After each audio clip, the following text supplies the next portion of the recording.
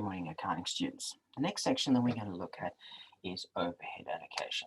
Why are we doing this? Well, if you remember that we have this cost object, and this cost object we have to price. How much did it cost us to make this pen? Things like materials and labor, which we refer to as the direct costs, can be traced to the cost object, how much plastic went into this pen. But the remainder of our costs, which are indirect, okay, otherwise known as overheads, cannot be traced to the cost object. How much heat, electricity went into this one particular pen? We don't know, but we need a method of allocating those costs to the cost object. In times gone by, when manufacturing processes were very labor intensive, that tended to be done on something like labor hours, which we'll actually use in the example today.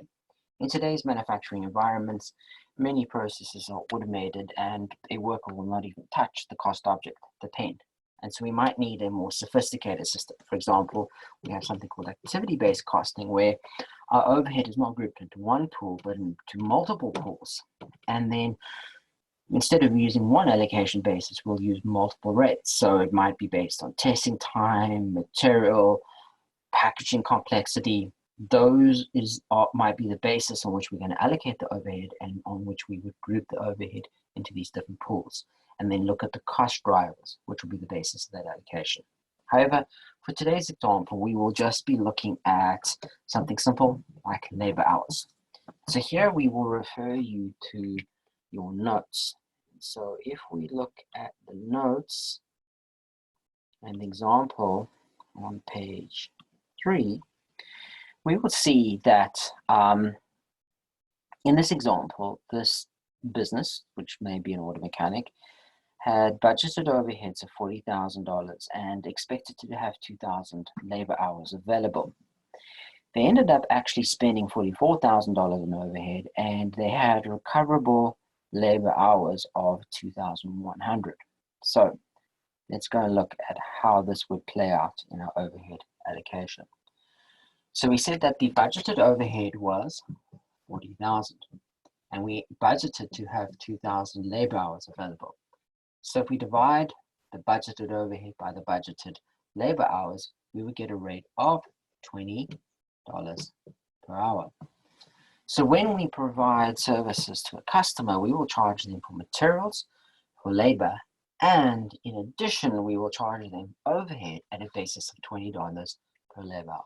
Which is why if you take your car to auto mechanic, they might charge you $60 an hour.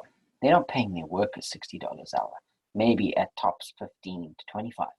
But they'll also be charging you in that rate for overhead, and then the rest will hopefully be their profit margin.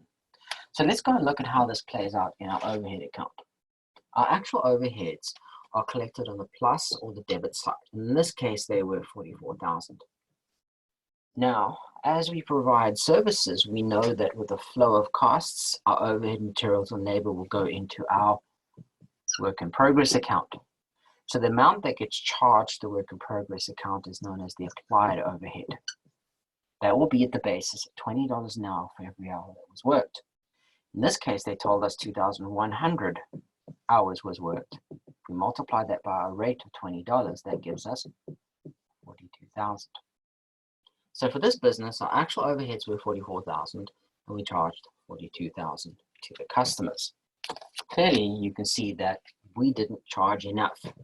The overall difference between these two we refer to as the under or over applied.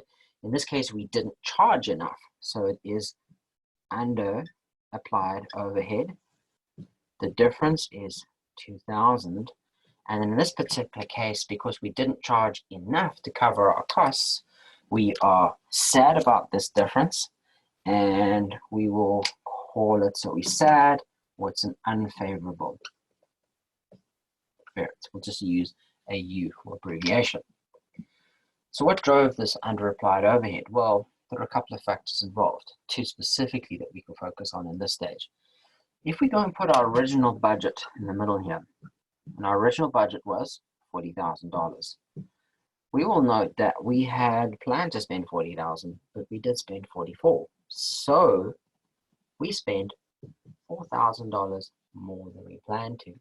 Clearly, Not happy about that. That's an unfavorable variance. And we call that an expenditure variance. But our net difference was 2,000, and we got a 4,000 unfavorable variance here. So there must have been a mitigating or positive factor involved. So if we go and look at the 40,000, that's what we plan to spend, and that's what we hope to recover. We did recover 42. So in fact, we recovered 2,000 more than we planned to. So we are happy about that, or it is a favorable variance, and we call this the volume variance.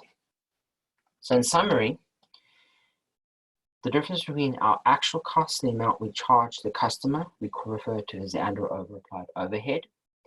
That is made up of two amounts. The difference between the budget and the actual, which is the expenditure variance, and the difference between the budget and the applied amount, which we call the volume variance. And that is the end.